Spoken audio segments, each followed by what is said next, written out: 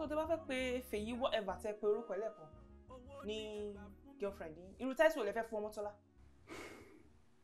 Kò kàn ẹ́. Ojo yé mi àti Ọmọ́tọ́lá. Hey, ẹ̀gbọ́n mi. So ọ̀gẹ̀dẹ̀ Ọmọ́tọ́lá, ó ti wo kòkó yín yè tán. Ó ti wá digi burúkú. Àbí bẹ́ẹ̀ kọ́? Are you out of your mind? Ṣé kò máa ṣe ẹ́? Really? Ẹ̀gbọ́n mi. Ṣé every time tí bá ti ń correct ilé bá sọ fún mi pé orí mi dàrú. I don't like it o. Mi ò like it. You are doing the wrong thing at the wrong time. No me. Why no me? No, that's not what I'm talking about. You are doing the wrong thing at the wrong time. Will you keep quiet? Ṣé mo lálejò ta me? Ìgbà tẹ́ wá lálejò ṣé mo mọ̀ rí ni? Mi ò mọ̀ bí tó ti wá.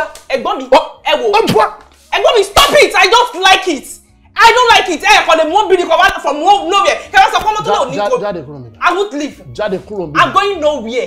Jáde kúrò mi. Ẹ wò ẹ fi mí sílẹ̀. Oda kò dé. See, I will tell you the truth. If you like to believe.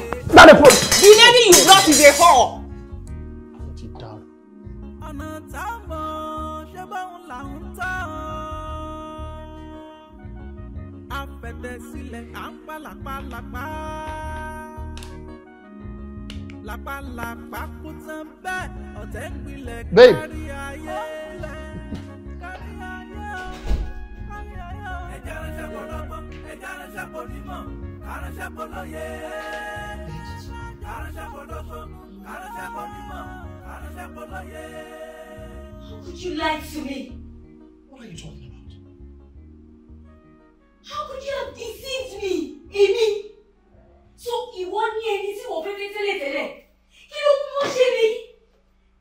No, out of gbogbo obìnrin tó mọ̀ láyé ẹ̀, èmi ló wá choose láti deceive.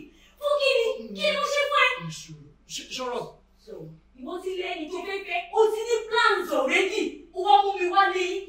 Nísùúrù Fẹ́mi, nísùúrù.